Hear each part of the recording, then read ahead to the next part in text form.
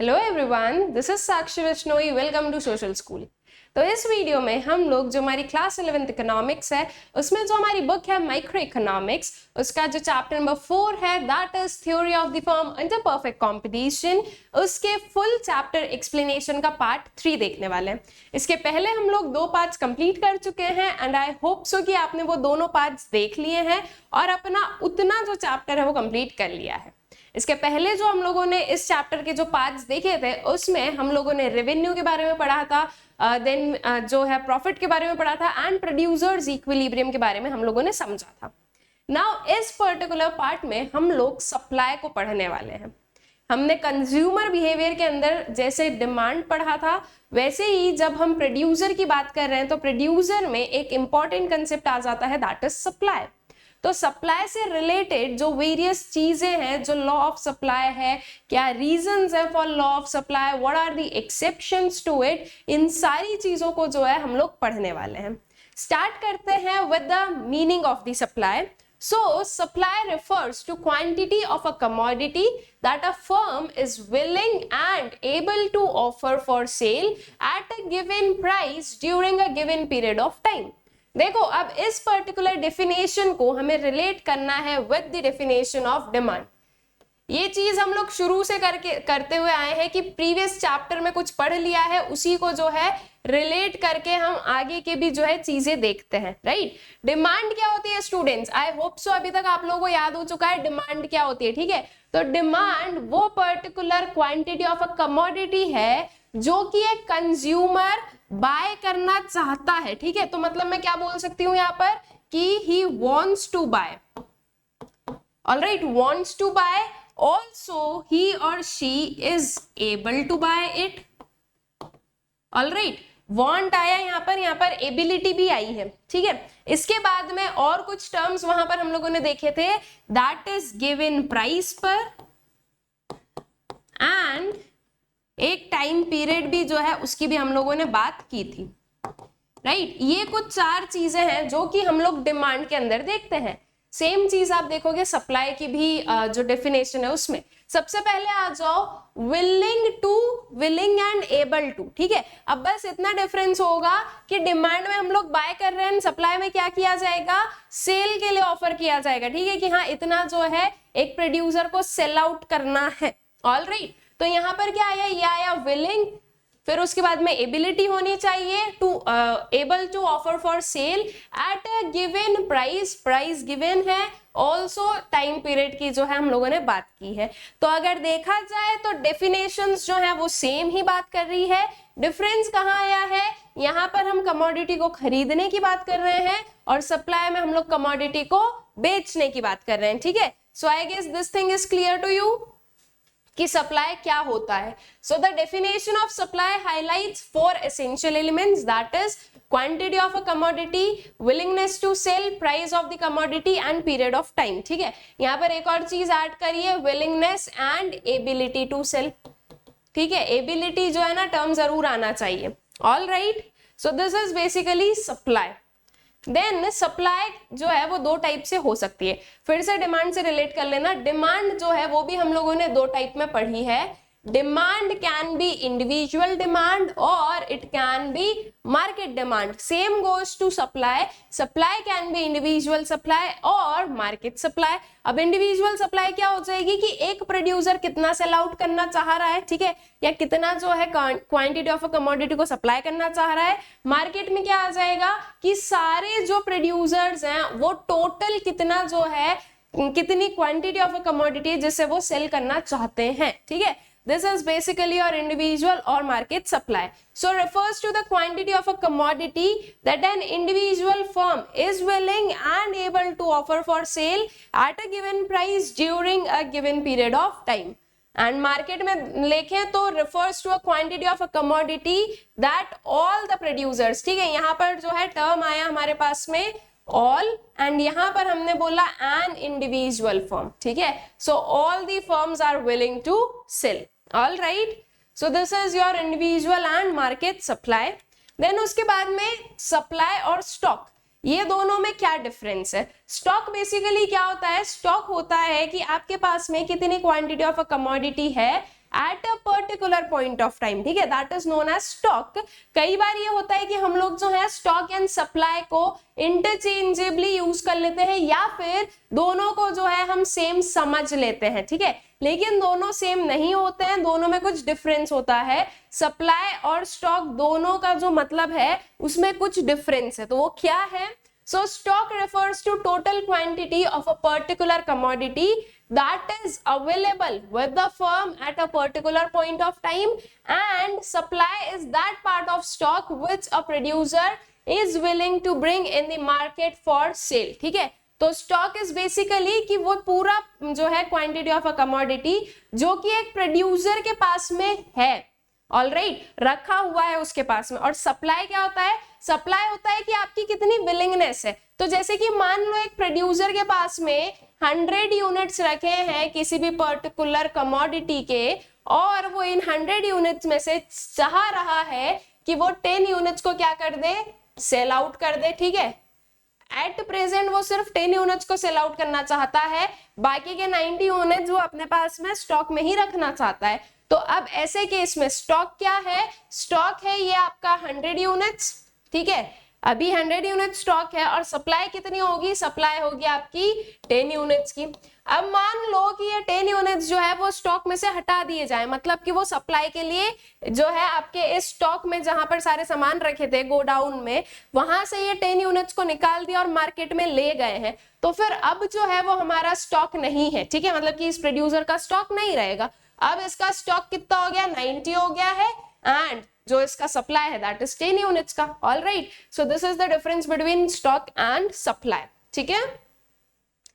Then determinants of supply, supply के determinants क्या क्या हैं? दैट इज सप्लाई किस जो है फैक्टर से डिटरमाइन की जाती है कि कब सप्लाई ज्यादा होगी, कब सप्लाई कम होगी, ये चीज कैसे डिटरमाइन की जाती है, ठीक है, किन फैक्टर्स के बेसिस पर डिटरमाइन की जाती है वो देखते हैं। सो डिटर्मिनेंट्स ऑफ सप्लाई में सबसे पहले हम लोग इंडिविजुअल सप्लाई के जो डिटर्मिनेंट्स है उन्हें समझते हैं। स्टार्टिंग में सबसे पहले क्या है हमारे पास में? Price of the given commodity. अब फिर से मैं बोलूंगी, यहाँ पर हमें क्या करना है, जो डिमांड के डिटर्मिनेंट्स हैं उनके साथ में जो है हमें रिलेशन बनाना है। डिमांड के जो डिटर्मिनेंट्स हैं उसमें हम लोगों ने पढ़ा है जो प्राइस ऑफ द कमोडिटी है, ठीक है, यही सेम चीज की price of the given commodity. बस होना क्या है कि डिमांड में साइड में मैं डिमांड के लिखते जाती हूँ, ठीक है, ताकि आप लोग जो हो ना रिलेट कर करके याद रख लोगे।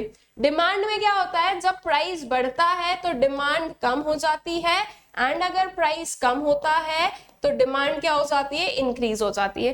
दैट मीन्स वील से कि ये इनवर्स रिलेशनशिप है, ठीक है, डिमांड में इनवर्स रिलेशनशिप होता है। प्राइस में क्या है? तो price of a commodity and its supply are directly related. It means as price increases the quantity supplied of a given commodity also rises and vice versa. तो जब हम सप्लाई की बात करते हैं तो यहाँ पर प्राइस और सप्लाई में डायरेक्ट रिलेशन है, ठीक है, प्राइस इंक्रीज होगा तो सप्लाई भी इंक्रीज होगी, प्राइस अगर डिक्रीज होगा तो सप्लाई भी डिक्रीज होगी। This is the relationship between price and supply. Now ये क्वेश्चन आ सकता है कि ऐसा क्यों? क्यों जो है जब प्राइस बढ़ता है तो सप्लाई ज्यादा करता है एक प्रोड्यूसर, जबकि एक प्रोड्यूसर को पता है कि अगर प्राइस बढ़ा है तो दैट मीन्स कि डिमांड कम हो जाएगी, तब भी जो है एक प्रोड्यूसर ज्यादा सप्लाई क्यों करना चाहता है? ये क्वेश्चन जरूर आ सकता है कि क्यों जो है इनके बीच में डायरेक्ट रिलेशनशिप है। तो देखो एक सिंपल सी चीज एक सिंपल से एग्जांपल के साथ में समझते हैं। मान लो हमारे पास में 100 यूनिट्स हैं किसी भी पर्टिकुलर गुड के, ठीक है, 100 यूनिट्स है, और वी कैन से कि चलो 10 यूनिट्स करते हैं इसको। हमारे पास में 10 यूनिट्स हैं, और जो प्राइस है इस पर्टिकुलर गुड का, let's take for an example 10 rupees, all right, that means 10 rupees per unit का प्राइस है। तो 10 यूनिट पर कितना जो है एक प्रोड्यूसर को रेवेन्यू मिलेगा? so that would be of 100 rupees, ठीक।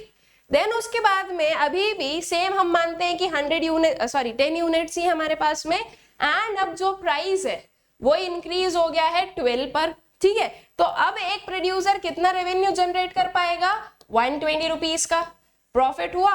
पहले जो है सेम पर्टिकुलर कमोडिटी को सेल कर 100 रुपीज अर्न कर रहे थे, अब वही सेम पर्टिकुलर कमोडिटी को उतने ही यूनिट्स को सेल करके ज्यादा जो है हमें रेवेन्यू जनरेट हो रहा है 120, ठीक है, दैट इज प्रॉफिट हुआ है।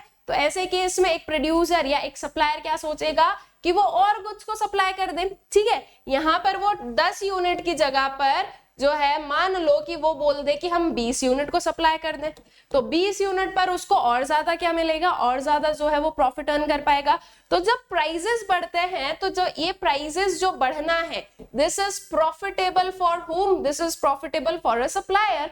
और हर एक पर्सन अपने प्रॉफिट से ही काम करता है ना। जब प्राइस बढ़ते हैं तो हम डिमांड कम करते हैं, ऐसा क्यों? क्योंकि वो हमारे प्रॉफिट में नहीं है, ठीक है। जब प्राइसेस कम होते हैं तो हम डिमांड बढ़ा देते हैं, बिकॉज वो चीज हमें दिख रही है कि हाँ ये चीज जो है प्रॉफिटेबल रहेगी अगर हम कम प्राइस में से खरीद ले तो, ठीक है। तो बस वही चीज कि एक जो सप्लायर है वो भी अपना प्रॉफिट देखेगा। तो जब प्राइसेस बढ़ेंगे तो वो क्या करेगा, वो अपनी डिमांड को वो अपनी सप्लाई को बढ़ाएगा, बिकॉज उसकी वजह से वो अब जो है ज्यादा प्रॉफिट अर्न कर सकता है, ठीक है। इसीलिए प्राइस और सप्लाई के बीच में डायरेक्ट रिलेशनशिप होता है, क्योंकि जब प्राइस बढ़ते हैं तो जो सप्लायर है वो ज्यादा प्रॉफिट अर्न कर सकता है, ठीक है।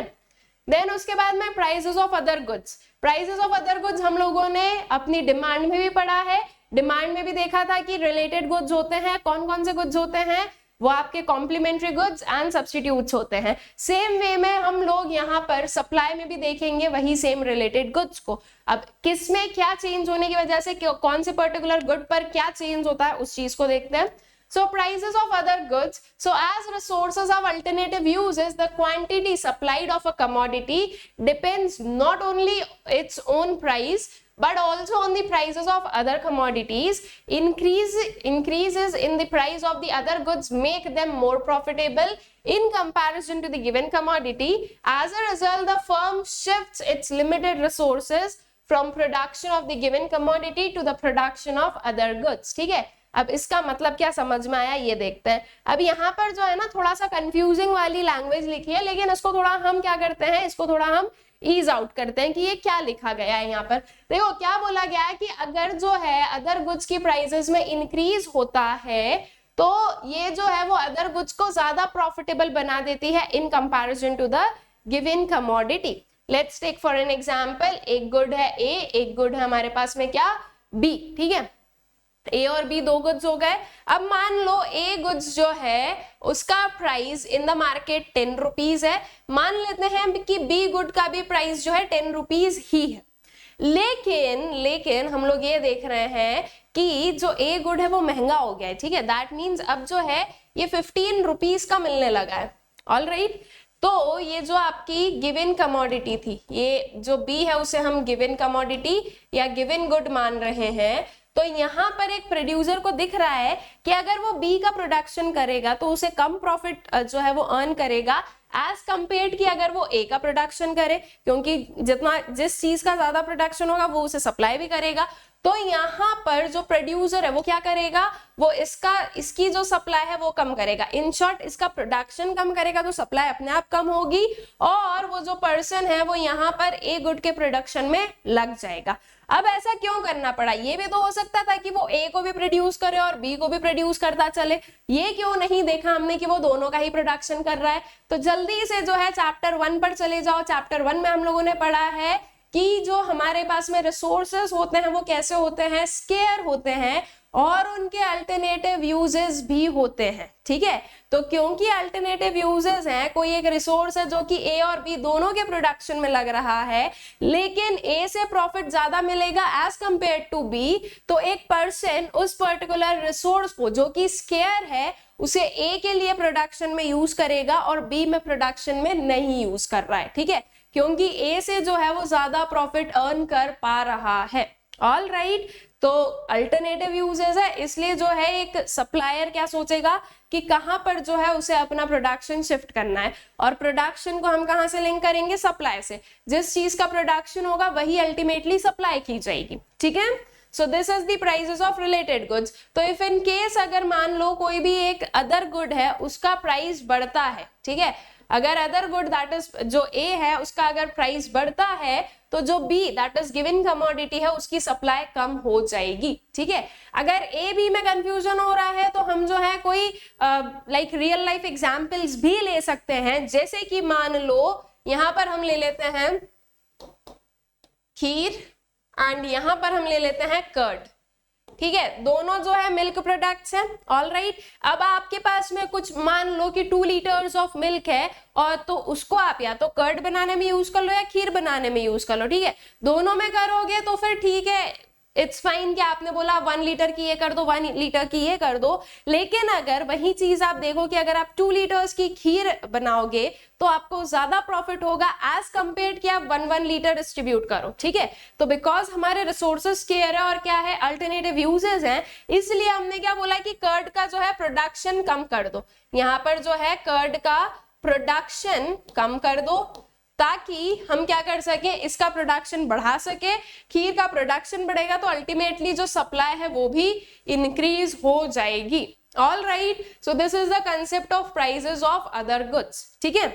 फिर आ जाओ नेक्स्ट पर, prices of factors of production और इनपुट। अब ये चीज जो है ये डिमांड में नहीं थी लेकिन ये सप्लाई में आएगी, रीजन बीइंग कि सप्लाई में जो है वेरियस फैक्टर्स ऑफ प्रोडक्शन जो है वो लगते हैं, ठीक है। तो factors of production are basically what, वो सारी चीजें या वो सारे फैक्टर्स जो कि प्रोडक्शन प्रोसेस में हेल्प करते हैं, ठीक है, वो सारे वी वुड से कि रॉ मटेरियल्स जिनकी हेल्प से हमारा फाइनल प्रोडक्ट बनता है। ऑल राइट, तो सिंपल सी चीज है, अगर स्टूडेंट्स फैक्टर ऑफ प्रोडक्शन की प्राइसेस बढ़ जाए, किसकी प्राइस बढ़ रही है, फैक्टर ऑफ प्रोडक्शन की, ठीक है। अगर फैक्टर ऑफ प्रोडक्शन की प्राइस बढ़ जाए तो इसकी वजह से जो गुड्स हैं उनके प्राइस पर क्या असर होगा, गुड्स के प्राइस ऑटोमेटिकली इंक्रीज हो जाएंगे।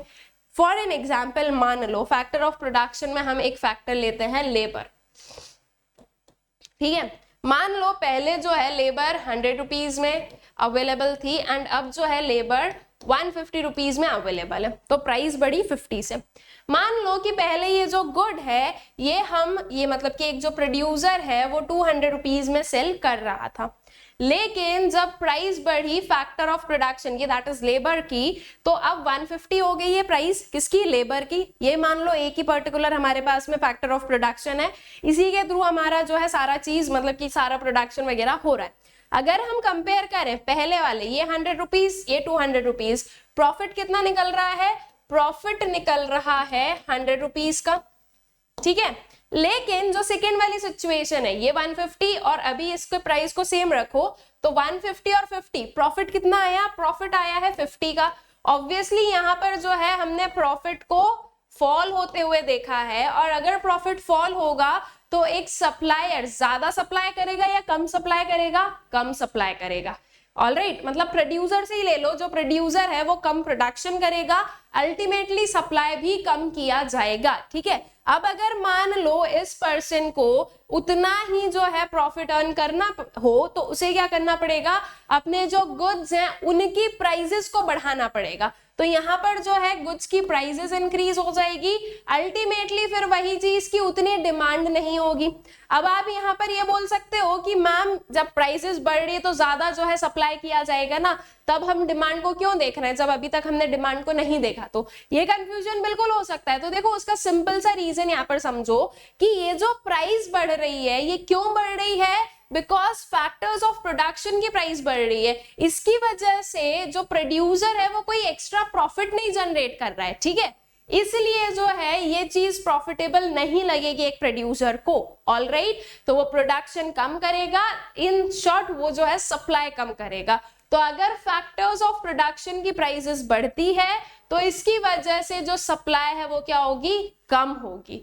और अगर वही मान लो फैक्टर ऑफ प्रोडक्शन की प्राइस कम हो जाए, पहले 100 थी, अब मान लो ये हो जाए आपके पास में मेयरली 50 रुपीज की, ठीक है, तो अब प्रॉफिट कितना हो जाएगा, 150 हो जाएगा। यहाँ पर आपने देखा कि प्रॉफिट इंक्रीज हो रहा है, तो एक प्रोड्यूसर क्या सोचेगा कि वो ज्यादा प्रोडक्शन करे, और अल्टीमेटली अगर ज्यादा प्रोडक्शन करेगा तो सप्लाई भी ज्यादा होना है, ठीक है। सो दिस इज द केस कि अगर फैक्टर ऑफ प्रोडक्शन की प्राइस बढ़ती है तो सप्लाई कम हो जाएगी, और अगर फैक्टर ऑफ प्रोडक्शन की प्राइस कम होती है तो सप्लाई इंक्रीज हो जाएगी, ठीक है। So prices of factor of production are inputs like labor, capital, raw material, etc. used in process of production constitute the cost of production of the commodity. If the prices of all or any of these factors or inputs increases, the cost of production also increases. This decreases the profitability, ठीक है, जहां पर cost बढ़ा वहां पर profitability क्या हो गया, कम हो गई। As a result seller reduces the supply of the commodity, ठीक है। एंड देन इसका जो अपोजिट वाला केस है that is decrease in prices of factors of production or inputs increases the supply due to fall in the cost of production and subsequent rise in the profit margin, ठीक है। तो अगर factors of production की price कम होती है तो profit margin increase होगा, ultimately जो सप्लाई है वो इंक्रीज होगी, ठीक। Then now states of technology, ठीक है, या फिर we'll simply say state of technology. What is the state of technology? कि आप जो टेक्नोलॉजी यूज कर रहे हो वो कैसी है। अब मान लो आप जो टेक्नोलॉजी यूज कर रहे हो वो अपग्रेड हो जाए, ठीक है, वो क्या हो जाए, वो अपग्रेड हो जाए, उसमें कुछ एडवांसमेंट या इंप्रूवमेंट हो जाए। तो अगर आप एडवांस्ड या इंप्रूव्ड टेक्नोलॉजी को यूज करोगे तो आपका जो कॉस्ट ऑफ प्रोडक्शन है वो ज्यादा होगा या कम होगा, कम होगा, क्योंकि आप ज्यादा अच्छी टेक्नोलॉजी का यूज कर रहे हो तो वो ज्यादा इफेक्टिव भी है, तो आपका जो उस पर कॉस्ट लग रहा है वो कम है, ठीक है। तो जहां पर कॉस्ट ऑफ प्रोडक्शन कम हुआ तो इसकी वजह से जो प्रॉफिट है, जो प्रॉफिट मार्जिन है वो क्या होगा, इंक्रीज होगा। ऑल राइट, जब आपका प्रॉफिट इंक्रीज होगा तो अल्टीमेटली इसकी वजह से जो सप्लाई है वो इंक्रीज होगी या decrease, so that will increase, ठीक है, सप्लाई जो है वो इंक्रीज होगी। तो if you are using advanced और इम्प्रूव टेक्नोलॉजी तो आप सप्लाई को क्या करोगे, इंक्रीज करोगे, ठीक है। So advanced or improved technology reduces the cost of production, which raises the profit margin. It induces the seller to increase the supply. अब इसका अपोजिट कर लो, क्या हो गया, आपका जो है जो टेक्नोलॉजी है वो कैसी है, वो डिग्रेडेड है, ठीक है। इफ यू आर यूजिंग जो है कोई भी कॉम्प्लेक्स टेक्नोलॉजी या टेक्नोलॉजिकल डिग्रेडेशन आपको देखने को मिल रहा है, या if you are using outdated technology, तो वो जो है बहुत ज्यादा क्या करेगा, हमारा कॉस्ट बढ़ाएगा, ठीक है। तो उसकी वजह से क्या हो गया, आपका कॉस्ट बढ़ गया, कॉस्ट बढ़ने से प्रॉफिटेबिलिटी रिड्यूस हो जाएगी, प्रॉफिटेबिलिटी रिड्यूस होगी तो सप्लाई पर क्या इफेक्ट होगा, सप्लाई भी रिड्यूस हो जाएगी, ठीक है। सो टेक्नोलॉजिकल डिग्रेडेशन और complex and outdated technology will increase the cost of production and it will lead to decrease in supply. All right, then उसके बाद में आ जाओ नेक्स्ट पर, that is government policy, taxes and subsidies, ठीक है। जो गवर्नमेंट की पॉलिसी है जिसमें कि हम टैक्सेस और सब्सिडीज की बात कर रहे हैं। देखो, टैक्स अगर बढ़ता है, टैक्स अगर इंक्रीज होता है तो उसकी वजह से जो आपका कॉस्ट ऑफ प्रोडक्शन है वो इंक्रीज होगा या डिक्रीज होगा। बहुत सिंपल सा जो है इसका आंसर होगा, that is cost of production increase होगा, ठीक है। क्यों, क्योंकि ये जो टैक्स है ये भी तो पे करना है ना, it is a kind of cost. तो अगर टैक्स इंक्रीज होता है तो कॉस्ट ऑफ प्रोडक्शन क्या हो गया, इंक्रीज हो गया। कॉस्ट ऑफ प्रोडक्शन इंक्रीज हुआ तो उसकी वजह से प्रॉफिट क्या हो गया, प्रॉफिट भी इंक्रीज हो गया। जब प्रॉफिट इंक्रीज होगा तो फिर सप्लाई पर क्या इफेक्ट आएगा, सप्लाई विल डिक्रीज, ठीक है, जो सप्लाई है वो आपकी डिक्रीज हो जाएगी। तो इफ अगर टैक्स बढ़ता है तो सप्लाई डिक्रीज होगी। इसका अपोजिट ले लो, देखो ये जो है ना, ये इस वे से आप नोट्स बना सकते हो। इफ आप ऐसे नोट्स बनाओगे तो उन्हें बार बार पढ़ना आपके लिए मुश्किल होगा और आप ऐसे उड़ाओगे, लेकिन अगर आप इस वे में लिख लोगे ना तो आपके लिए भी इजी रहेगा कि हाँ बस हमने देख लिया ये इंक्रीज, ये इंक्रीज, ये इंक्रीज, तो उसकी वजह से सप्लाई डिक्रीज। तो इस वे से जो है ना आप लोग अपने नोट्स वगैरह बना सकते हो। इसका वाइस वर्सा कंडीशन ले लो, टैक्स क्या हो गया, टैक्स अब हो गया डिक्रीज, तो उसकी वजह से cost of production will also decrease. आपका जो प्रॉफिट है, सॉरी यहाँ पर मैंने प्रॉफिट इंक्रीज लिख दिया था, I am so sorry, profit will decrease, ठीक है, और प्रॉफिट डिक्रीज होगा इसलिए सप्लाई डिक्रीज होगा। तो जब टैक्स डिक्रीज हुआ तो क्या हुआ, कॉस्ट ऑफ प्रोडक्शन डिक्रीज हुआ, प्रॉफिट भी क्या हो गया, प्रॉफिट इंक्रीज हो गया। अब यहाँ पर फिर से वो गलती नहीं करनी है, प्रॉफिट जो है वो क्या हो गया, इंक्रीज हो गया, और जब प्रॉफिट इंक्रीज होगा तो सप्लाई भी क्या होगी, इंक्रीज होगी। तो टैक्स के कम होने की वजह से जो सप्लाई है वो इंक्रीज हो जाएगी। अब ये हमने टैक्सेस में देखा, अब सब्सिडीज में देखते हैं, ठीक है। सब्सिडीज में क्या केस है उसे समझते हैं। अब मान लो सब्सिडीज होती क्या है by the way, so these are some kind of assistance, या हम बोल सकते हैं कि कोई भी काइंड ऑफ जो है लाइक वी वुड से एक ट्रांसफर इनकम टाइप की है कि गवर्नमेंट ने जो है कुछ छूट प्रोवाइड की है कि अच्छा ठीक है आप इस चीज का प्रोडक्शन कर रहे हो, ये वेलफेयर के लिए काफी अच्छा है, तो हम आपको सब्सिडी देते हैं, इस पर जो है आपको इतना कम कॉस्ट लगेगा, ठीक है, या ये चीज जो है आपके लिए फ्री है। तो दैट मीन्स कि एक जो है ये असिस्टेंस टाइप का है कि ये एक प्रोड्यूसर के लिए क्या है, प्रॉफिटेबल है। अब मान लो सब्सिडीज क्या हो जाए, इंक्रीज हो जाए, ठीक है, दैट मीन्स जो है ये जो फ्री वाली चीज है वो इंक्रीज हो गई है, तो उसकी वजह से कॉस्ट ऑफ प्रोडक्शन पर क्या असर हुआ, कॉस्ट ऑफ प्रोडक्शन डिक्रीज हो गया, ठीक है। कॉस्ट ऑफ प्रोडक्शन डिक्रीज हुआ है तो जो प्रॉफिट है वो क्या होगा, प्रॉफिट इंक्रीज हो जाएगा, और जब प्रॉफिट इंक्रीज होगा तो उसका इफेक्ट सप्लाई पर क्या आएगा, सप्लाई भी इंक्रीज हो जाएगा, ठीक है।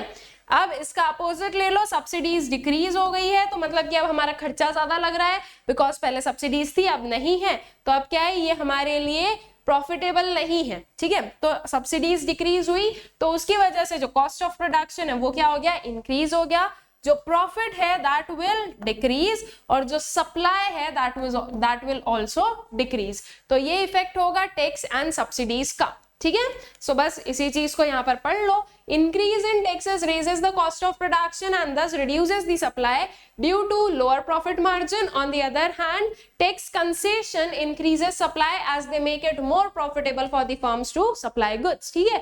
ये जो सारी चीजें मैंने यहाँ पर बताई वही क्या है, यहाँ पर हमारे पास में लिखी हुई है। ऑलराइट, दैट इज कैसे आपको आंसर लिखना है वो आप यहाँ से देख सकते हो, और कैसे समझना है वो हम उस वे से समझ सकते हैं, ठीक है। देन उसके बाद में goals and objectives of a firm. अब एक फर्म का क्या ऑब्जेक्टिव है, एक फर्म का क्या गोल है, दैट आल्सो डिपेंड्स कि एक फर्म जो है वो कितना सप्लाई करेगी। मान लो एक फर्म का गोल है कि उसे वेलफेयर करना है, तो फिर उसे प्राइसेस से कोई मतलब नहीं होगा, चाहे आप प्राइस बढ़ाओ चाहे प्राइस कम हो, उसका मोटिव है वेलफेयर करना, तो वो चीज जो है वो उस पर लाइक वील से कि वो जो फर्म है वो प्रॉफिट को नहीं देखेगी। लेकिन अगर मान लो एक फर्म का गोल है कि वो प्रॉफिट अर्न करे, प्रॉफिट मैक्सिमाइजेशन करे, तो इन दैट केस सप्लाई तभी किया जाएगा जब उसे मैक्सिमम प्रॉफिट अर्न होगा तब, ठीक है। So supply of a commodity increases only at higher prices as it fulfills the objective of profit maximization. With change in trend, more firms are willing to supply more even at those prices which do not maximize the profit, ठीक है।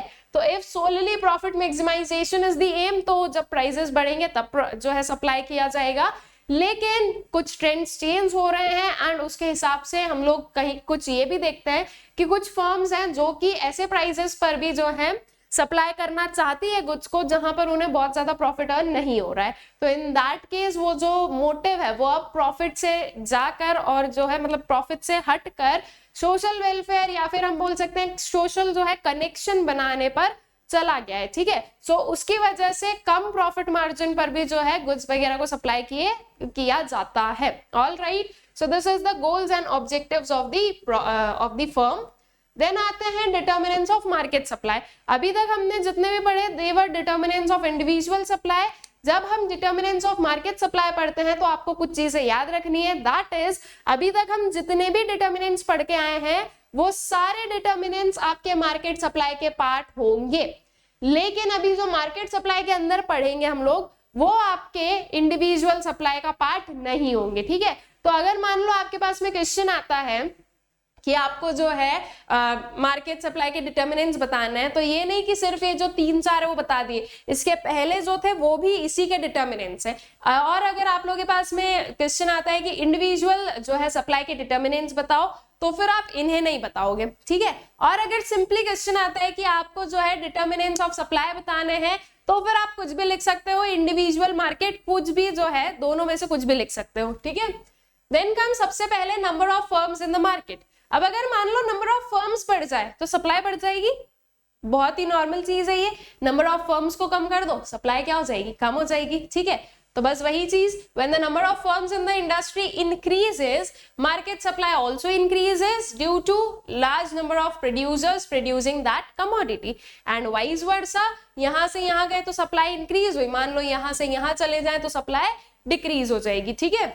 Then उसके बाद में future expectations regarding price, ठीक है। अब मान लो कि फ्यूचर में एक्सपेक्टेड है कि प्राइस बढ़ेगी, तो हमने क्या देखा है, प्राइस एंड सप्लाई के बीच में डायरेक्ट रिलेशनशिप है ना। फ्यूचर में हम एक्सपेक्टेड है सप्लायर्स को या प्रोड्यूसर्स को कि प्राइस बढ़ेगी, तो वो एट प्रेजेंट सप्लाई क्या कर देंगे, कम कर देंगे। क्यों? क्योंकि वो ये सोचेंगे कि जब फ्यूचर में प्राइस बढ़ेगी तब हम इसे सप्लाई करने वाले हैं, ठीक है। अगर मान लो ऐसा लग रहा है कि फ्यूचर में प्राइस डिक्रीज हो सकता है, तो एट प्रेजेंट सप्लाई क्या हो जाएगा, इंक्रीज हो जाएगा, ठीक है। तो यहाँ पर इस वे से लिख लेना future price and this is also future price. If future price is expected to increase, supply will decrease for now, and if future price is expected to decrease, supply will increase for now, ठीक है। So if sellers expect a rise in price in near future, then current market supply will decrease in order to raise the supply in future at higher prices.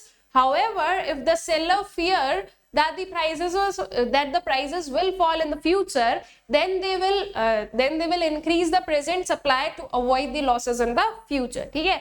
बस यही चीज कि future में अगर उन्हें लग रहा है प्राइसेस कम हो सकता है, तो फ्यूचर के लॉस को अवॉइड करने के लिए हम अभी सप्लाई कर दें, और अगर ऐसा लग रहा है कि फ्यूचर में प्राइस बढ़ेगा तो फ्यूचर में प्रॉफिट अर्न करने के लिए हम सप्लाई अभी क्या कर देंगे, कम कर देंगे, ठीक है। देन आते हैं नेक्स्ट पर means of transportation and communication पर, ठीक है। So proper infrastructure development like improvement in the means of transportation and communication help in maintaining adequate supply of a commodity, ठीक है। अगर प्रॉपर आप लोगों के पास में जो है ट्रांसपोर्टेशन फैसिलिटीज है, ठीक है, तो क्या होगा, प्रॉपरली जो है आपकी सप्लाई मेंटेन हो सकती है। बट इफ अगर ट्रांसपोर्टेशन एंड कम्युनिकेशन के मीन्स जो है, जो इंफ्रास्ट्रक्चर है वो डेवलप नहीं है, तो सप्लाई जो है वो अफेक्ट होगी, ठीक है। सप्लाई में फिर जो है हमें फ्लक्चुएशंस देखने को मिलेंगे, क्योंकि गुड्स जो है उस पर्टिकुलर एरिया तक पहुंच नहीं पाएंगे, ठीक। तो यहाँ पर प्राइस का बहुत ज्यादा रोल नहीं है, बल्कि यहाँ पर हम क्या देख रहे हैं कि इंफ्रास्ट्रक्चर डेवलपमेंट कैसा है, ठीक है। So these were determinants of supply। अब आते हैं सप्लाई फंक्शन पर। So what is basically supply function? देखो इसके पहले भी हमने जो है वेरियस कंसेप्ट्स देखे हैं जिसमें हम लोगों ने फंक्शन को पढ़ा है। तो फंक्शन बेसिकली क्या बताता है कि आपके जो भी वेरिएबल्स हैं उसका functional relationship with the factors जिस पर वो डिपेंडेंट है। जैसे कि हम लोग सप्लाई फंक्शन की बात कर रहे हैं, तो ये क्या है, ये आप लोगों को फंक्शनल रिलेशनशिप बताता है between the units of the commodity supplied and the factors जिस पर ये supply dependent होती है, ठीक है। So supply function shows the functional relationship between quantity supplied of a particular commodity and the factors influencing it, ठीक है। तो कभी भी supply function पूछा जाए तो करना कुछ नहीं है, ये हमें जो है लिखना रहेगा, जिसमें कि हमने क्या बताया, S of x that is supply of x commodity, उसका फंक्शनल रिलेशनशिप, एफ का मतलब क्या होता है, फंक्शनल रिलेशनशिप किसके साथ में, P of x that is price of own commodity that is x, P of O that is price of other commodities, P of F that is prices of factors of production, S of T that is state of technology, simply T that is taxation policy and G that is goals of the market। जो various हम लोगों ने factors पढ़े उन्हें हमने लिख दिया है, तो ये क्या हो गया, आपका सप्लाई फंक्शन हो गया। This is what, this is individual supply. यहाँ पर मार्केट नहीं लिखेंगे, यहाँ पर हम इंडिविजुअल लिखेंगे, ठीक है। और जब हम मार्केट की बात करेंगे तो ये आपका मार्केट सप्लाई फंक्शन आ जाएगा। इसमें कुछ नहीं है, फैक्टर्स जो हैं वो क्या हो जाएंगे, ये फैक्टर्स जो है ये आपके इंक्रीज हो जाएंगे, ठीक है। So it is expressed as S of x is equals to P of x, P of O, P of F, S of T, T and G। यहाँ तक तो हम लोग ऑलरेडी पढ़ चुके हैं इंडिविजुअल में। N हो जाएगा आपका नंबर ऑफ फर्म्स, F हो जाएगा आपका फ्यूचर एक्सपेक्टेशंस एंड M हो जाएगा आपका means of transportation and communication. So this is basically the supply function, ठीक है। देन आते हैं स्लोप ऑफ सप्लाई कर्व पर। तो जो सप्लाई का कर्व है वो किस पर डिपेंडेंट होगा, देखो सप्लाई का कर्व जो है ना, इसे हम बाद में पढ़ेंगे, पहले हम लॉ ऑफ सप्लाई पढ़ते हैं, अदरवाइज आप कंफ्यूज हो जाओगे कि सप्लाई का कर्व और जो है स्लोप क्या हुआ, ये सारी चीजें। तो पहले लॉ ऑफ सप्लाई पर आते हैं। देखो अब लॉ ऑफ सप्लाई बेसिकली क्या बताता है हमें, price of the own commodity और उसकी सप्लाई के बीच का रिलेशनशिप, ठीक है। बाकी के जो सारे फैक्टर्स है वो कैसे रहेंगे, कांस्टेंट रहेंगे। जैसे हम लोगों ने डिमांड के जो है डिमांड का जो लॉ है उसमें पढ़ा था, that is price of the own commodity और उसकी डिमांड का क्या रिलेशनशिप होता है, और उसमें भी हमने जो है बाकी के सारे फैक्टर्स को क्या रखा था, कांस्टेंट रखा था। सेम वे में सप्लाई में भी हम बाकी सारे फैक्टर्स कांस्टेंट रखेंगे, सिर्फ और सिर्फ जो है प्राइस और सप्लाई के बीच का रिलेशनशिप हम लोग बताने वाले हैं। So law of supply states the direct relationship between price and quantity supplied keeping other factors constant, that is ceteris paribus. ये जो पर्टिकुलर फेज है कीपिंग अदर फैक्टर्स कांस्टेंट, उसे ही हम लोग जो है सेट्रिस पेरेबस कहते हैं, ठीक है। सो लॉ ऑफ सप्लाई जो है वो हमें ये स्टेट करता है कि जो प्राइस ऑफ द कमोडिटी है और उसकी जो सप्लाई होती है उनके बीच में डायरेक्ट रिलेशनशिप होता है। दैट इज जब प्राइस इंक्रीज होगा तो क्वांटिटी सप्लाइड इंक्रीज होगा, प्राइस डिक्रीज होगा तो क्वांटिटी सप्लाइड भी डिक्रीज होगा, ठीक है। अब ऐसा क्यों हो रहा है, ये चीज मैंने आप लोगों को ऑलरेडी फैक्टर्स जब समझाया अभी तब बताया था कि जब प्राइसेस बढ़ते हैं तो प्रॉफिट मार्जिन भी इंक्रीज होता है, इसलिए ज्यादा जो है यूनिट्स को सप्लाई किया जाता है, ठीक है। देन अजम्पशंस क्या आ गए, तो यहाँ पर जो सारे फैक्टर्स है apart from price of the own commodity, उसके अलावा जो सारे फैक्टर्स हैं उनको हमें क्या रखना है, कांस्टेंट रखना है, ठीक है। So price of the other good is constant. There is no change in the state of technology. Prices of factors of production remain the same. There is no change in the taxation policy and goals of the producer remain the same. ठीक है। Then उसके बाद में supply schedule पर अगर हम लोग आए, बेसिकली शेड्यूल क्या होता है, टेबुलर फॉर्मेट में रिलेशनशिप बताना, ठीक है। टेबुलर फॉर्मेट में पूरा जो है हम नंबर्स के थ्रू एक टेबल बनाते हैं कि इतना प्राइस इतना सप्लाई, ये सारी चीजें, उसे हम बोलते हैं सप्लाई शेड्यूल, ठीक है। तो सप्लाई शेड्यूल देख लो, प्राइसेस जो है वो इंक्रीज होते हुए दिखेगी हमें 1 2 3 4 5 एंड जो क्वांटिटी है इन यूनिट्स, ठीक है, क्वांटिटी सप्लाइड इसे लिख देना तो ज्यादा जो है ना वो क्लियर रहेगा। सो क्वांटिटी सप्लाइड इन यूनिट्स अगर हम देखें तो वो भी क्या हो रही है, वो भी इंक्रीज हो रही है 10 20 30 40 एंड 50, ठीक है। देन जो है सप्लाई कर्व पर आते हैं, तो देखो डिमांड कर्व हमने क्या देखा था कि वो डाउनवर्ड स्लोपिंग होता है। हर वो पर्टिकुलर हर उस वेरिएबल का कर्व जिसमें जो है हम लोग क्या देखते हैं, इनवर्स रिलेशनशिप देखते हैं, उसका ग्राफ जो है, उसका जो कर्व वो कैसा आता है, डाउनवर्ड स्लोपिंग आता है।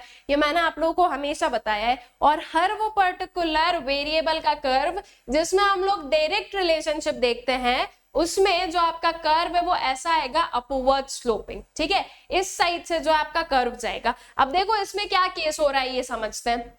यहाँ पर ये आपकी जो है price and supply, this is your price and units, this is your price and supply, ये हो गई, ठीक है, ये हो गई। अब यहाँ पर सिंपल चीज है कि अगर एक इंक्रीज हो रहा है तो दूसरा भी इंक्रीज हो रहा है, ठीक है। ये जो है इधर से आप लोग देख पाओगे, if this is increasing this is also increasing, ठीक है। अब अगर डिक्रीज बताना चाहे, जैसे कि मान लो हम 4 से 3 पर आ रहे हैं, तो ये हम 40 से 30 पर चले गए, दोनों साइड से डिक्रीज हो रहा है। लेकिन जब आप यहाँ पर अगर आप लाइक डाउनवर्ड स्लोपिंग ग्राफ देखोगे तो उसमें मान लो हमने कुछ ये बनाया, ठीक है, तो इसमें हमें इनवर्स चीजें देखने को मिलेगी। कैसे इनवर्स चीजें, देखो यहाँ पर ये इंक्रीज हो रहा है, ठीक, ये इंक्रीज हो रहा है तो उसकी वजह से विल से यहाँ पर इंक्रीज गलत करवा रहे हैं अपन भी, इसको इंक्रीज करवाते हैं। This is 10, this is 20, this is 30 and यहाँ पर भी ले लेते हैं 10 20 एंड 30, ठीक है।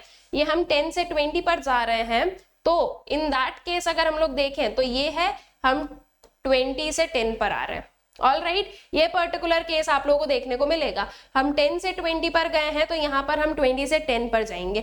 ये आपको इनवर्स रिलेशनशिप जो है ना वो शो करता है, ठीक है। तो यहाँ पर क्या देखते हो आप कि ये जो है आपका जो डाउनवर्ड स्लोपिंग कर्व है उसमें आप लोग इनवर्स रिलेशनशिप देखते हो। All right, so this is the case कि जो आपका अपवर्ड स्लोपिंग है उसमें दोनों चीजें इंक्रीज हो रही है, एंड जो आपका डाउनवर्ड स्लोपिंग है उसमें एक इंक्रीज हो रहा है तो दूसरा क्या होगा, दूसरा आपका डिक्रीज होगा, ठीक है। सो this is the supply curve. अब जो है हम अगर इस पर आए वापस स्लोप ऑफ सप्लाई कर्व पर, तो slope of supply curve basically इस वे से हम लोग निकालते हैं, that is change in price divided by change in quantity. इसको इतना याद रखने की जरूरत नहीं है, बस ये क्या स्टेट करना चाहता है, क्या समझाना चाहता है उस चीज को अगर हम लोग देखें। So due to direct relationship between price and supply the supply curve slopes upward, so slope is positive, ठीक है। स्लोप कैसा है, स्लोप पॉजिटिव है, ठीक है, कि क्योंकि जो है दोनों के बीच में डायरेक्ट रिलेशनशिप है इसलिए स्लोप पॉजिटिव है। अगर दोनों नेगेटिव नेगेटिव में आ जाए तो नेगेटिव नेगेटिव कैंसिल हो जाएगा ना, ऑलराइट, वही चीज है। अगर इस साइड भी नेगेटिव इस साइड भी नेगेटिव तो दोनों पॉजिटिव हो जाएगा। इन शॉर्ट वील से कि कर्व कैसा है आपका या स्लोप कैसा है, पॉजिटिव स्लोप है। Then slope of supply curve measures the flatness और steepness of the supply curve, so it is based on the absolute change in price and quantity. ये जो है ना change in price and change in quantity, इसे थोड़ा सा आपको जो है ना होल्ड करके रखो। जब अभी आगे हम लोग अपने नेक्स्ट वाले लेक्चर में इलास्टिसिटी ऑफ सप्लाई पढ़ेंगे तो उसमें समझ में आ जाएगा कि ये फ्लैटनेस और स्टीपनेस की बात क्या की जा रही है यहाँ पर, ठीक है। देन जो है ये जो लॉ ऑफ सप्लाई है इसके कुछ इंपॉर्टेंट पॉइंट्स है, उन्हें देखें।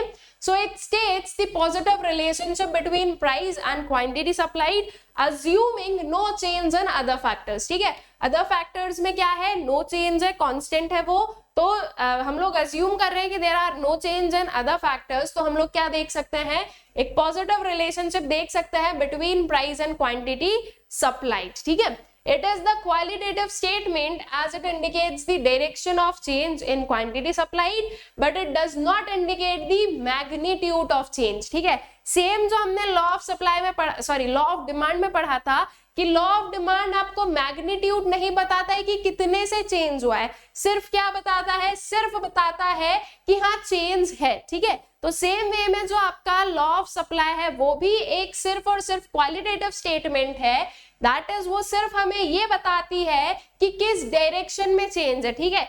इस डायरेक्शन में चेंज है या इस डायरेक्शन में चेंज है, तो बस वो डायरेक्शन में चेंज बता रही है हमें, ठीक है। बट किस मैग्नीट्यूड से चेंज हो रहा है, कितने जो है अमाउंट से चेंज हो रहा है, वो चीज यहाँ पर शो नहीं की जाती है।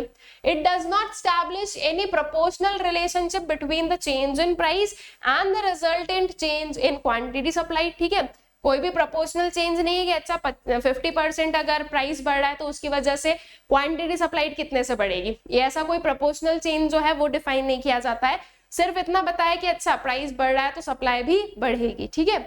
Then law is one-sided as it explains only the effect of change in price on supply and not the effect of change in supply on the price, ठीक है। लॉ कैसा है, वन साइडेड है। हमने सिर्फ ये देखा है कि प्राइस के बढ़ने से सप्लाई इंक्रीज होगी, लेकिन हमने ये नहीं देखा कि अगर सप्लाई इंक्रीज हो जाए तो इसकी वजह से प्राइस पर क्या इफेक्ट होगा, ठीक है। तो हम सिर्फ वन साइडेड बात कर रहे हैं, हमने सिर्फ इधर से इधर देखा कि अच्छा प्राइस में अगर कोई चेंजेस हैं तो सप्लाई में क्या चेंजेस होंगे, ठीक है। बट अगर सप्लाई चेंज हो जाए तो उसकी वजह से प्राइस कैसी चेंज होगी, ये चीज जो है वो लॉ ऑफ सप्लाई हमें डिफाइन नहीं करता है, ठीक है। तो this is what, this is one sided law, ठीक है। यहाँ पर जो है हम दोनों साइड की बातें नहीं देख सकते। All right, so these were some of the important points about the law of supply, ठीक। देन आते हैं reasons for law of supply, that is law of supply operate क्यों कर रहा है, हम क्यों जो है मतलब कि जो डायरेक्ट रिलेशनशिप है बिटवीन प्राइस एंड सप्लाई ये क्यों स्टैब्लिश होता है, उसके पीछे का क्या रीजन है। सो सबसे पहले इज द प्रॉफिट मोटिव, ठीक है। बहुत ही क्लियर और बहुत ही सिंपल है, जब प्राइसेस बढ़ते हैं तो एक सप्लायर जो है वो ज्यादा प्रॉफिट अर्न कर सकता है, ठीक है। इसलिए ये पर्टिकुलर लॉ क्या होता है, एप्लीकेबल होता है। जब प्राइसेस कम होते हैं तो वही सेम प्रोड्यूसर जो है वो उतना प्रॉफिट अर्न नहीं कर पाता है, ठीक। So the basic aim of producer while supplying a commodity is to secure maximum profit. When price of a commodity increases without any change in cost, it raises their profit, so producers increase the supply of a commodity by increasing the production. With fall in prices, supply also decreases as profit margin decreases at low prices, ठीक है। So ये जो है profit motive is one of the reason for the law of supply.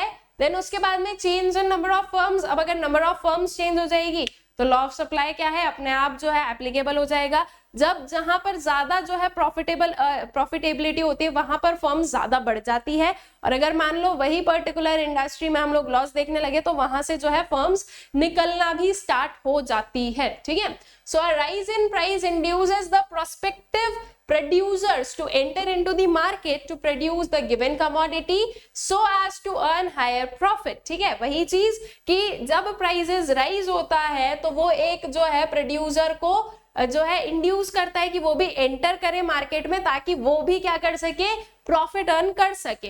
तो जब prices बढ़ेंगे तो producers जो है उनकी एंट्री बढ़ेगी, अल्टीमेटली सप्लाई भी बढ़ेगी। ठीक है, increase in number of firm raises the market supply.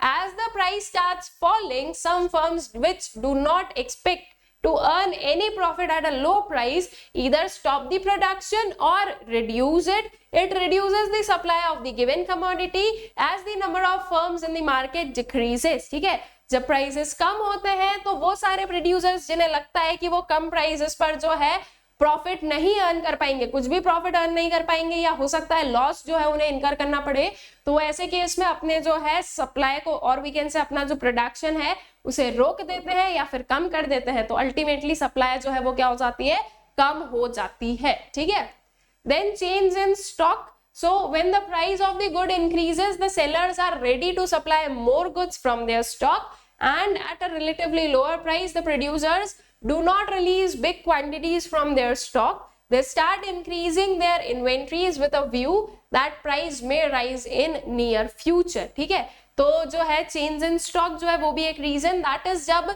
Prices बढ़ते हैं तो क्या होता है, स्टॉक को जो है कम कर दिया जाता है। दैट मींस उस स्टॉक में से जो है सेल आउट करना ज्यादा स्टार्ट हो जाते हैं, एंड अगर प्राइसेस कम होते हैं तो प्रोड्यूसर्स सोचते हैं कि हम अपना जो है स्टॉक ही मतलब स्टॉक में रख लेते हैं, बाद में जो है हम इन्हें सेल आउट कर देंगे। ठीक है, so these were some of the reasons for law of supply, that is price और जो है सप्लाई में डायरेक्ट रिलेशनशिप क्यों है, उसके पीछे के कुछ रीजंस हमने देखे। Now also there are some exceptions of law of supply. ठीक है, या exceptions to law of supply, that is ऐसी जगह भी हम लोग देखते हैं या ऐसे पर्टिकुलर केसेस हम लोग देखते हैं जहां पर लॉ ऑफ सप्लाई एप्लीकेबल नहीं होता है। ठीक है, that is with increase in price supply increase नहीं होती है, या फिर with decrease in price supply decrease नहीं होती है। तो ये एक्सेप्शंस क्या क्या हैं हम लोग एक बार उन्हें देख लेते हैं।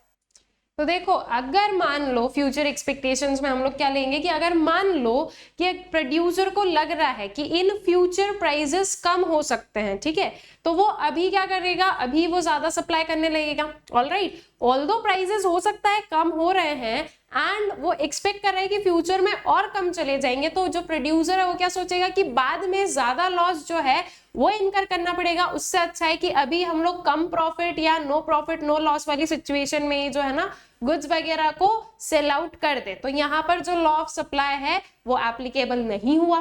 ठीक है, प्राइस कम हो रहे हैं फिर भी सप्लाई बढ़ गई। सेम इसका अपोजिट ले लो कि मान लो प्राइसेस बढ़ रहे हैं लेकिन एक सप्लायर को लग रहा है कि फ्यूचर में प्राइसेस और इंक्रीज होंगे, तो वो सप्लायर क्या करेगा, वो गुड्स को अपने स्टॉक में रख लेगा और जब और इंक्रीज होंगे प्राइसेस तब वो उन्हें सेल आउट करेगा। So with increase in price जो सप्लाई है वो इंक्रीज नहीं हो रही है, तो यहाँ पर भी क्या हुआ, जो लॉ ऑफ सप्लाई है वो हम बोलेंगे कि एप्लीकेबल नहीं हुआ है। ठीक है, so if seller expect a fall in price in the future, then the law of supply may not hold true.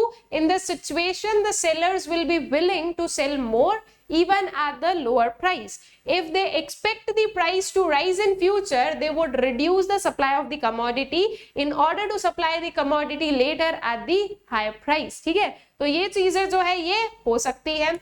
Then उसके बाद में एग्रीकल्चरल गुड्स में मोस्टली अगर हम लोग बात करें तो ऐसे गुड्स जो कि खराब हो रहे हैं। ठीक है, तो अगर मान लो कोई भी पर्टिकुलर प्रोडक्ट है जो कि खराब हो रहा है, जिसकी क्वालिटी डिटोरिएट हो रही है। अब एग्रीकल्चरल गुड्स ऐसे तो नहीं है कि बस चलते रहेंगे, है ना, वो उतने ज्यादा ड्यूरेबल नहीं होते हैं। ऑल्दो वी विल सी कि जो एग्रीकल्चर गुड्स है, अगर हम लोग फूड ग्रेन्स की बात करें तो फूड ग्रेन्स इतनी जल्दी खराब नहीं होते हैं। ठीक है, बाकी अगर आप फ्रूट्स वेजिटेबल्स की बात करोगे तो वो तो बहुत जल्दी खराब हो जाते हैं।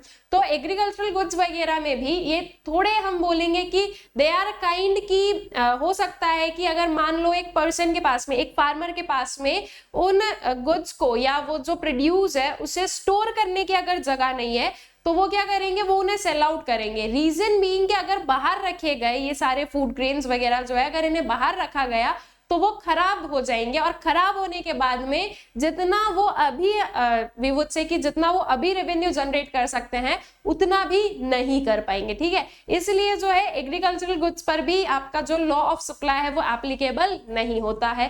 That is the law of supply does not apply to agricultural goods as their production depends on climatic conditions, ठीक है। ये चीज भी है कि हाँ इनके जो प्रोडक्शन है वो क्लाइमेटिक कंडीशन पर डिपेंड करता है। अगर मान लो किसी पर्टिकुलर ईयर में ड्रॉट आ जाए और उस ईयर में प्राइसेस बहुत हाई भी चल रहे हैं, फिर भी जो है सप्लाई नहीं बढ़ रही, क्यों? क्योंकि उतना स्टॉक ही नहीं है ना, तो सप्लाई बढ़ाए कहाँ से? ड्रॉट हो गया तो जो है प्रोडक्शन वगैरह हो ही नहीं पाया है, ठीक है। देन उसके बाद में पेरिशेबल गुड्स, जो खराब होने वाले गुड्स होते हैं, जो कि बहुत ज्यादा लंबे टाइम तक जो है हम लोग यूज नहीं कर सकते हैं, तो पेरिशेबल गुड्स है, अगर उन्हें आप स्टोर कर कर रखोगे तो अल्टीमेटली वो खराब हो जाएंगे और फिर जो है वो कोई भी वो मतलब सेल आउट नहीं होंगे, आपको उन्हें जो है डिस्पोज ऑफ ही करना पड़ेगा। इसलिए कम प्राइसेस पर भी जो है सेल आउट किए जाते हैं जो पेरिशेबल गुड्स होते हैं वो। So goods like vegetable, fruits, etc. sellers will be ready to sell more even if the prices are falling. It happens because sellers cannot hold such goods for long. ठीक है। Then उसके बाद में rare articles, जो rare articles हैं उनकी supply बहुत ज्यादा नहीं होती है बट उनके प्राइसेस तो ज्यादा होते हैं, राइट। तो प्राइस हाई है फिर भी सप्लाई ज्यादा नहीं है, क्यों? बिकॉज दे आर रेयर, ठीक है। वो कम है इसीलिए तो उनकी प्राइस इतनी हाई है, ठीक है। तो जो रेयर आर्टिकल्स होते हैं उनकी हाई प्राइस के जो है अगेंस्ट भी जो सप्लाई है वो नहीं इंक्रीज होती है। सो रेयर और artistic and precious articles are also outside the scope of law of supply. All right. Then backward countries, so production and supply cannot be increased with rise in price due to shortage of resources. Backward countries में resources वगैरह इतने नहीं है, तो अगर वहां पर आप प्राइस भी बढ़ाते हो तो भी जो है प्रोडक्शन नहीं इंक्रीज किया जा सकता है, क्योंकि वहां पर उतने रिसोर्सेज ही नहीं है, ठीक है। और रिसोर्सेज नहीं है तो अल्टीमेटली उसकी वजह से हम क्या देख रहे हैं, उसकी वजह से जो है सप्लाई नहीं बढ़ सकता है, ठीक है। देन आते हैं movement along the supply curve पर। मूवमेंट और शिफ्ट को भी पढ़ेंगे, जैसे कि हमने लॉ में पढ़ा है, डिमांड में पढ़ा है, वैसे ही सेम हम लोग सप्लाई में भी पढ़ने वाले हैं, ठीक है। So movement along the supply curve किसकी वजह से होगी? अब थोड़ा सा डिमांड पर चले जाओ। जब हम मूवमेंट डिमांड में बात करते हैं तो डिमांड में मूवमेंट किस रीजन की वजह से होता है? जो ओन प्राइस है, ठीक है, कमोडिटी का जो खुद का प्राइस है उसमें चेंजेस की वजह से क्या होता है? मूवमेंट होता है इन डिमांड। सेम चीज आप लोग सप्लाई में भी देखोगे कि जो movement along the supply curve है वो किसकी वजह से होगी? Due to change in the price of the commodity, ठीक है। So change in quantity supply, ठीक है। जब भी मूवमेंट होता है तो हम उसे क्या बोलेंगे? क्वांटिटी में चेंज हुआ है, so that is change in quantity supplied. This occurs due to change in price. This will lead to movement along the supply curve. Movement दो टाइप से हो सकता है, first one can be upward movement and second one can be downward movement, ठीक है। Movement में कोई भी न्यू कर्व नहीं बनता है, सेम कर्व में या तो हम अपवर्ड जाते हैं या फिर हम डाउनवर्ड जाते हैं। अब अपवर्ड जाना कब होगा? जब सप्लाई बढ़ेगी, ठीक है। अगर ये कर्व है हमारे पास में, ठीक है, तो इसमें हम अपवर्ड कब जाएंगे? जब सप्लाई बढ़ेगी। इफ आप ये वाला पर्टिकुलर पॉइंट ले रहे हो तो इसमें जो है आपकी सप्लाई ज्यादा है as compare to this one, ठीक है। तो अपवर्ड मूवमेंट कब होगा? जब सप्लाई इंक्रीज होगी, दैट मींस जब प्राइस इंक्रीज हो रहा है। सप्लाई कब बढ़ती है? जब प्राइस बढ़ता है, तो एक्सपांशन इन सप्लाई बोलेंगे हम इसे, and this is due to increase in price, ठीक है। अब जो है इसका opposite, that is downward movement. Downward movement कब होगा? जब प्राइसेस डिक्रीज होंगे। This would be known as contraction in supply due to decrease in price, ठीक है। तो ये है आपका movement along the supply curve. Now expansion in supply, it refers to the rise in quantity supplied due to increase in price of the commodity, other factors remaining constant, ठीक है। Movement की जब हम लोग बात करेंगे तो जो other factors है वो कैसे रहेंगे? वो constant रहेंगे। It is also known as extension in supply or increase in quantity supplied. Expansion के अलावा हम इसे extension in supply भी कह सकते हैं या फिर increase in quantity supplied भी कह सकते हैं, ठीक है। अब इसका अगर आप ग्राफ और ये देखो तो देखो यहाँ पर जो है प्राइसेस बढ़ रहे हैं, उसकी वजह से सप्लाई बढ़ रही है। तो ग्राफ में मतलब कर्व में आप क्या देखोगे कि इनिशियल ये ए पर जो है सप्लाई हो रही थी और अब जो है हम ऊपर चले गए बी पर जो है वो हमारी सप्लाई हो रही है, ठीक है। अब जो है इसका वी वुड से इसका जो है अपोजिट वाला देखते हैं, दैट इज कॉन्ट्रैक्शन। तो contraction in supply refers to fall in quantity supplied due to decrease in price of the commodity, other factors remaining constant. It is also known as decrease in quantity supplied, ठीक है, इसे जो है हम decrease in quantity supplied भी कहते हैं। और ये क्यों हुआ है? Due to fall in the price of a commodity, ठीक है। देन अगर कॉन्ट्रैक्शन इन सप्लाई देखो तो यहाँ पर वी कैन सी कि प्राइस कम हो रहा है तो जो क्वांटिटी है वो भी कम हो रही है, एक डाउनवर्ड जो है मूवमेंट हमें देखने को मिल रहा है, ठीक है। देन उसके बाद में आते हैं शिफ्ट इन सप्लाई कर्व पर, दैट इज इसे हम लोग क्या बोलेंगे, चेंज इन सप्लाई भी कह सकते हैं। फिर से जो है डिमांड को लेकर आओ, यहाँ पर डिमांड में हम लोगों ने शिफ्ट पढ़ा है। क्यों होता है शिफ्ट? क्योंकि कोई भी पर्टिकुलर जो फैक्टर है उसमें चेंज होना other than the own price of the commodity, ठीक है। जो प्राइस है वो सेम रहेगा, उसके अलावा किसी भी पर्टिकुलर फैक्टर में जो है ना चेंजेस आना, that would be known as shift in supply, ठीक है। So change in supply will occurs due to change in factor other than price. This leads to shift in supply curve, ठीक है। shift जो है वो या तो rightward हो सकता है या फिर वो leftward हो सकता है। exactly same concept है जो हम लोगों ने डिमांड में देखा था, कुछ भी डिफरेंट नहीं है, बस वहां पर डिमांड था, यहाँ पर सप्लाई है, बस इतना ही डिफरेंस है, ठीक है। राइटवर्ड शिफ्ट, राइटवर्ड जब हम लोग जाते हैं तो वो क्या है, वो आपके लिए एक पॉजिटिव शिफ्ट है, ऑलराइट। जैसे कि हम लोग अगर एक ग्राफ बनाए या आपका प्राइस हम कांस्टेंट रख दें, ये एक पर्टिकुलर कर्व और ये दूसरा कर्व है, ठीक है। तो इसका जो है एरिया ऑफ कवरेज कुछ इतना हुआ, इसका कुछ एरिया ऑफ कवरेज इतना हुआ, ठीक है। सप्लाई ज्यादा कब हो रही है, जब वो राइट में शिफ्ट हुआ। तो अगर राइटवर्ड शिफ्ट की हम लोग बात करें तो दैट मीन सप्लाई इंक्रीज हुई है। अब सप्लाई इंक्रीज होगी क्योंकि कोई भी फेवरेबल चेंज आया है आपके फैक्टर्स में, तो this would be known as increase in supply due to favourable change in other factors at the same price. Price को क्या रखना है, हमें सेम रखना है। देन एक आता है आपका लेफ्टवर्ड शिफ्ट, दैट मीन्स अब सप्लाई क्या हो जाएगी, कम हो जाएगी। तो decrease in supply due to unfavourable change in other factors at the same price, ठीक है। This is the concept of shift in supply curve. All right. Now, increase in supply refers to a rise in supply of a commodity caused due to any factor other than the own price of a commodity. All right.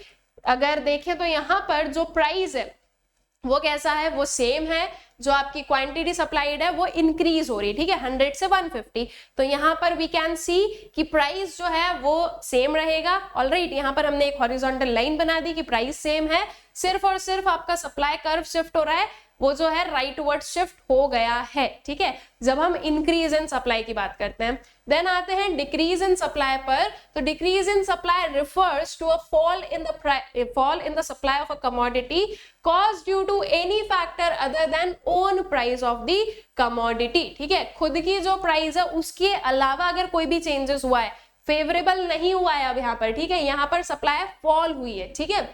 So price same है, जो आपकी supply है वो कम हो गई। क्या कौन सा शिफ्ट आ गया, लेफ्टवर्ड जो है वो शिफ्ट हमें देखने को मिला है। All right, so this is the shift in supply curve, जो कि आई गेस आप लोगों को क्लियर है। जो मूवमेंट इन सप्लाई कर्व है, movement along the supply curve है, वो भी आई होप सो आप लोगों को क्लियर है। और इस पर्टिकुलर पार्ट में हम लोगों ने जितने भी कंसेप्ट पढ़े हैं, आई होप सो ये सारे कंसेप्ट आप लोगों को अच्छे से क्लियर आउट हो गए हैं। विद दिस हम लोग इस पार्ट के एंड पर आ जाते हैं। चैप्टर अभी बचा है, उसे जो है हम लोग अपने नेक्स्ट वाले पार्ट में कवर करेंगे, ठीक है। इलास्टिसिटी ऑफ सप्लाई भी पढ़ना है, जो कि हम अपने नेक्स्ट वाले लेक्चर में देखेंगे। आई होप सो यहाँ तक का जितना भी आपका चैप्टर था वो अच्छे से आप लोगों को क्लियर आउट हो गया है। इसी की तरह आप लोगों को और भी वीडियोस हमारा जो यूट्यूब चैनल है सोशल स्कूल, वहां पर मिल जाएंगे। Do subscribe the channel and also do share it. इसके apart you can download Unacademy app, जहां पर आपको और भी जो है एक्साइटिंग फीचर्स मिल सकते हैं, जैसे कि you have the option to interact on real time basis using chats and emojis. आप लोग क्वेश्चन पूछ सकते हो यूजिंग क्वेश्चन टैब। आप लोगों के पास में जो है लाइव पोल ऑप्शंस होंगे उसमें क्विज के लिए। Also you get a chance to win scholarship through weekly scholarship test. आप इन सारे जो फीचर्स है उन्हें एक्सपीरियंस कर सकते हैं एंड मैक्सिमम डिस्काउंट पा सकते हैं यूजिंग कोड साक्षी वी। इसके apart you can join our Telegram channel that is social school. इसकी जो लिंक है वो आप लोगों को डिस्क्रिप्शन बॉक्स में भी मिल जाएगी, जहां पर आपको वेरियस अपडेट्स मिलते रहेंगे कि चैनल पर पर क्या चल रहा है, सोशल स्कूल में न्यू क्या आ रहा है। आई होप सो ये सारी चीजें आप लोगों को अच्छे से क्लियर आउट हो गई है, एंड आई होप सो कि ये जो पर्टिकुलर वीडियो था ये आप लोगों के लिए यूजफुल रहा होगा। Thank you.